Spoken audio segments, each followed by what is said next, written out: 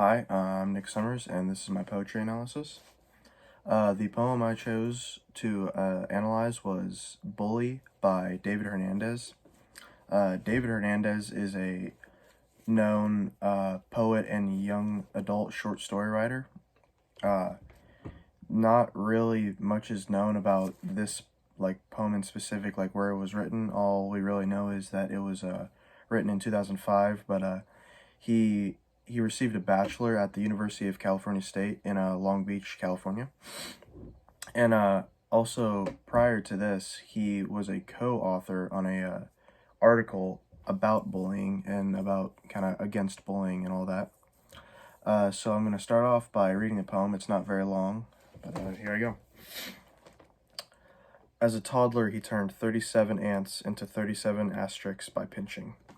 During his teens, he pummeled the school mascot and had the linebackers fleeing whenever his shadow gouged the earth. He did other things to the mascot I won't mention, but will point out the linebackers flinched at the sound of a sharpener chewing a pencil into a steak.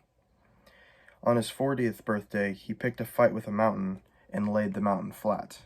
Don't ask me how he did this, or how he took fists to the ocean and bruised its waves, or the night he stopped the slow orbit of the moon with a headlock.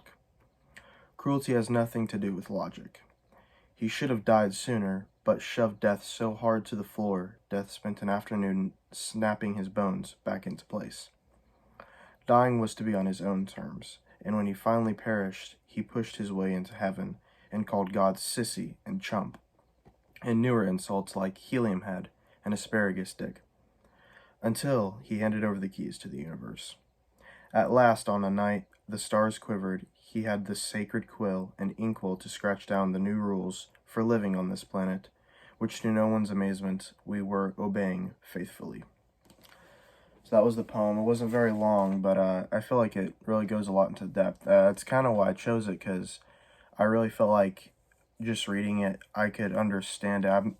I'm not really too good with kind of understanding readings, but this one, it really stood out to me. Not necessarily because I was bullied as a kid, but like, a lot of the meaning really stuck out to me, and I feel like it had a lot of depth. And so I think let's get started right to it. And in the very beginning of the poem, he kind of talks about a pretty violent act committed by the reader, and he quotes saying, "As a toddler, he turned 37 ants into 37 asterisks by pinching." And this really kind of shows like how the bully really just didn't care about anything, kind of like your regular bully. He really what he wants to do is he wants to make things hurt. He wants to inflict pain. And in this instance, he really does that by killing bugs, and for what seems like the fun of it. And to our knowledge, the bugs aren't doing anything to him. It's just for a laugh because he thinks it's funny. And then you go a little bit further down the page, and it kind of talks about how really scary he was, like how people at his high school or where he went to school looked at him and like he was so scary. And he says this by exclaiming, dot dot dot, had the linebackers fleeing whenever his shadow gouged the earth.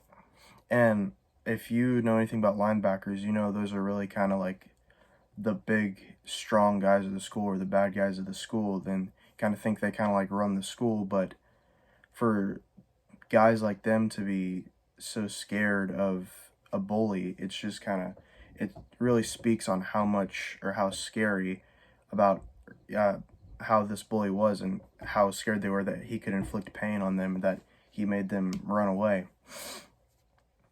And now I really want to kind of talk about the tone of this. And really, when I read it in kind of like a monotone voice, like the reader is reading it monotone. And I don't think that the author is reading the story. I believe that it is kind of someone that has been with the bully. And I don't mean necessarily like a friend, but maybe like a classmate that he never talked to, never had any communication with, that the classmate just kind of observed what he did and kind of like how mean he was to other people. And I don't think this guy was ever bullied by this bully, because I think it'd be a totally different story on his part, but he just kind of observed like the bad things that he did to other people, and he just described it in a story, and I think he did a good job. But really, I just think it comes from his point of view, how he was able to just observe what the bully does to other people and how scary or how mean he was to other people. And now I want to move on to kind of the imagery that the author really painted in the story. And what I really like about this is in a few of his lines, he kind of uses the earth, or in like the features of the earth, to kind of paint his imagery. And he used this by saying the bully picked a fight with a mountain and laid it flat, ... took fists to the ocean and bruised its waves, ... He stopped the slow orbit of the moon with a headlock. And really, it really shows the power he had. And if you can't really imagine the power, just take a look. Here is just a mountain. I mean, if you know anything about mountains, they're mountainous. And basically what he's saying is he punched this mountain so hard that it went straight to flat land. And almost, you could think of that almost like of being a godlike power. Like, no human could ever do that. And that's where you think, or that's where you see he gets his immense power from, and how his power just builds. And that's how you can use your mind to create images like that. And he doesn't really stop there. Next, he goes on to how the bully should have died sooner, but shoved Death so hard to the floor, Death spent an afternoon snapping his bones back into place. And again, this shows just how much more powerful this bully is. And not necessarily saying that the bully himself is a god. It's just representations of how powerful he was in his position. And it's pretty much showing that he had the power to stop death, essentially. And he pretty much chose his own time to die. And finally, near the end of the story, this is probably my favorite one, but you kind of know bullies. They're just kind of like, they're kind of spoiled and rude kids, and sometimes they come from bad homes, but sometimes they'll get whatever they want. They're spoiled like that. So usually they just whine and complain until they get whatever they want. And a real quote he uses to describe that here is when he says, when he finally perished, he pushed his way into heaven and called God sissy and chump, ... until he handed over the keys of the universe.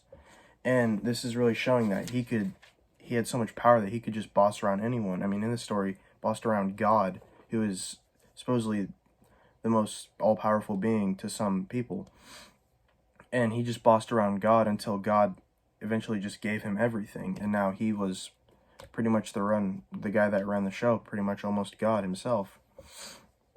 And it's a great way of painting the picture about how much power that bullies have. It's not just, it's a great way of creating a bigger imagination for that.